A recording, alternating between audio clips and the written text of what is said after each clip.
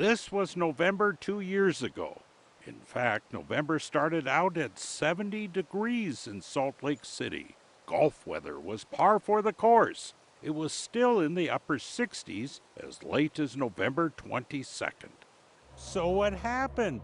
I mean, this fall it's been really cold weather, even some snow flurries.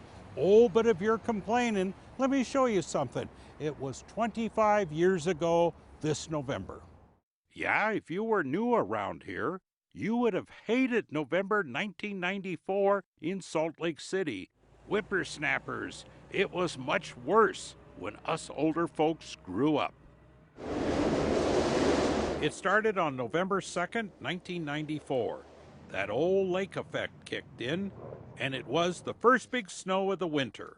Sure, there was a lot of digging, but it was fun, and we knew it would melt. Then we got word of an ice storm coming in from the Pacific. Now that wasn't fun. It was cold and icy, and we knew it wasn't going to be swell. Now you get that ice underneath and another really good snow on top, and let the games begin. Of course, it's easy to win the race when all the other cars are stuck. Park City and the other resorts were getting the real bulk of the snow, not just a dusting. Skiers were observing this weather event and expressed it in calm scientific terms. Oh yeah! Want me to look for something else? Park City resorts had their phones ringing. People wanted to get here and see the amazing snow so early in the year.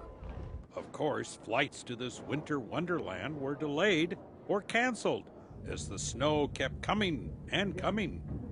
Alta was getting so much snow that its snow grooming machines got stuck.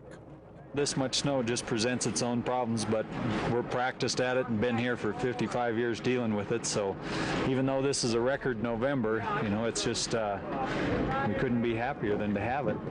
And then there was this one day. It was very warm in the city, but amazingly very snowy at the resorts. So much snow that the cars couldn't get up the canyon. Well, more and more snow fell on the 17th and the 21st. And the cold temperatures did other bad stuff, such as this gas line explosion. It blew out a Salt Lake City intersection, the kind of deal where you just stand there and stare at the hole. And an hour later, it's still a hole, and you're still staring at it. The 26th, 27th, 28th, 29th were even worse. Good Morning America asked our Dan Pope to describe how much had fallen in November. Just to put that into perspective, that's a little over 7 feet. We had as much snow as Kareem Abdul-Jabbar is tall over the weekend. And that's a real weather science term. Yep, and I forgot to mention the 33-mile-per-hour winds that came with the start of that November. Oh, don't complain this year. That was no way we will forget what happened that year. All right, thank you, Craig Wirth. That was Craig Wirth reporting that November storm, by the way, one of the 2 worst winters in Utah history.